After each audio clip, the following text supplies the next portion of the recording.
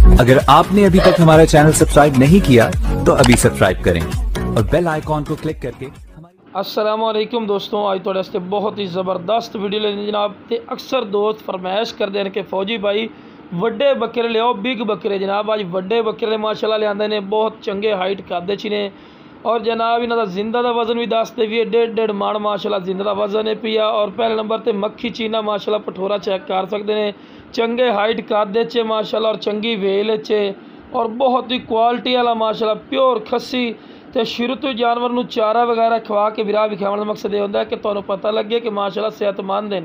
तो कोई जड़ा आंड नहीं आना, विराह खस्सी बकरे ने और डबल हड्डी दे विच माशाल्लाह गोश्त दे भरे हुए माशाल्लाह चेक कर सकते हैं।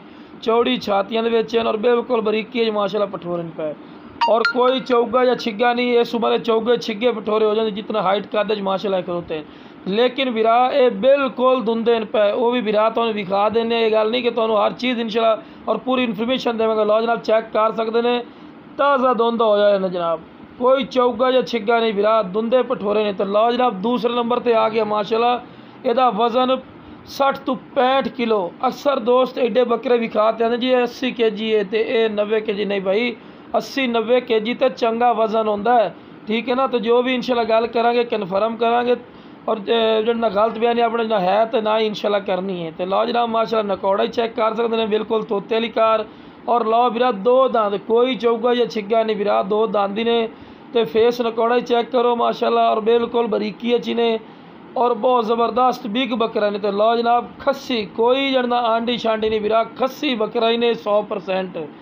तो माशाल्लाह बहुत ज़बरदस्त। तो छाती वेखो जिमें जिमें 250 गोश्त भरी हुई माशाल्लाह और गोश्त वाला माशाल्लाह पठोरा ने। और घर का पल्ला है, कोई विराह है गुली दाना या इस चीज़ का नहीं पल्ला है, पे घर का सार सब्ज़ का पल्ला इन्हें और बहुत ज़बरदस्त माशाल्लाह चीज़ इन्हें वाइट अख दे और बहुत बरीकी वाला माशाल्लाह जानवर ने।